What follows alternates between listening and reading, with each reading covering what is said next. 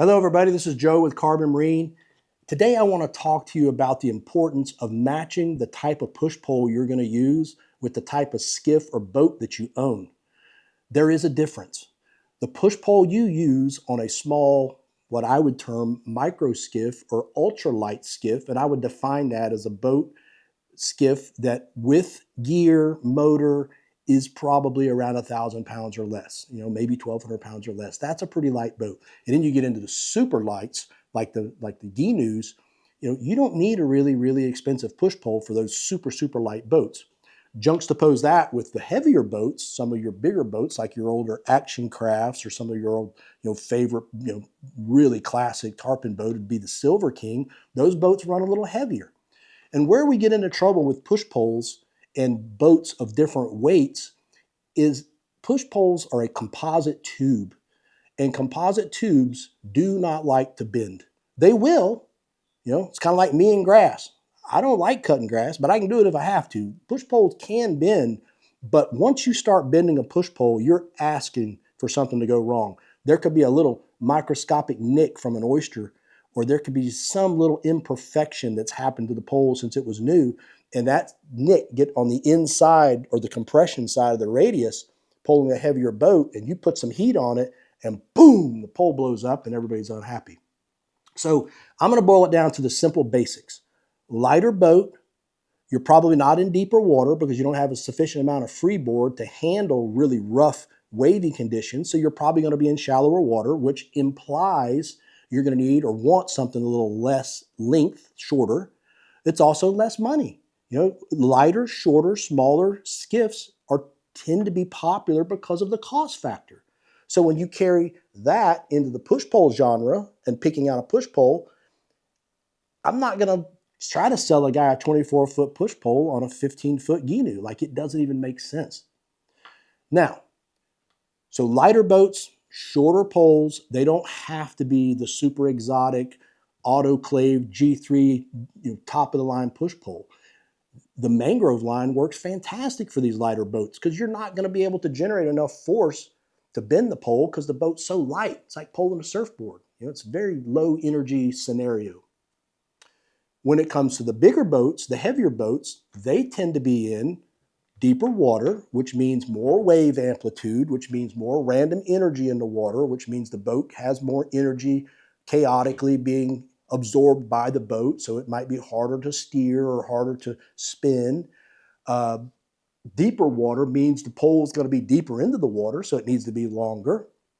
The problem that brings about with these heavier boats is the longer the push pole, the more likely the pole is to bend when you really put a lot of energy to move the boat because the boat is heavy, right? We go back to Newton's laws of physics.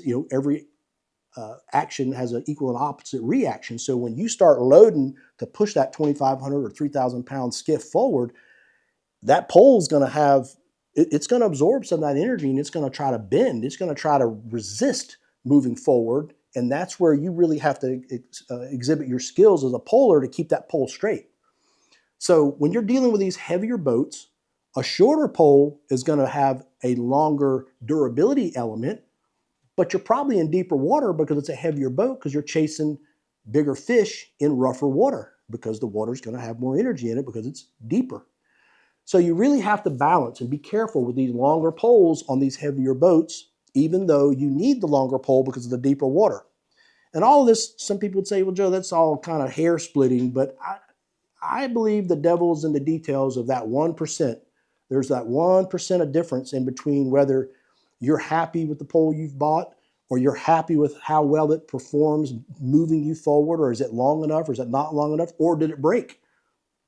I tell this to people all the time that call me for push-pull advice, which I freely give 24 hours a day. If I'm awake and I can answer the phones, you call me with a push-pull question, I'll respond back to you. The most expensive push-pull is not always the best push-pull. What you're getting when you pay for an expensive push-pull, when you buy a G3LR that's approximately $1,500 after delivery and sales tax and the pole cost, you're getting a push pole that is made with the most advanced composite manufacturing methods, autoclaved, which all that is a fancy word for saying the part gets compressed, the chamber where the part is cured is under pressure, and that whole system is heated so that the resin becomes very viscous and very thin, and you get most of the excess resin out. So what does all that mean? Fancy word salad for saying that pole is stiffer, it's lighter. Anytime you make something stiffer and you make it lighter, you're implying that you've taken mass out of it. An unforeseen byproduct of that process is it's less forgiving. It's going to be more fragile. So the more you pay for a push pole and the longer that push pole is, you've got to be really careful on how you use it to keep that push pole straight. And if you keep it straight, it's going to last forever and it's going to perform very, very well. But if you get sloppy and you get a pole pinned and a gunnel rub or a gunnel pressure against the pole and the pole gets bent, it's going to break. So most expensive doesn't mean unbreakable. It just means higher performance.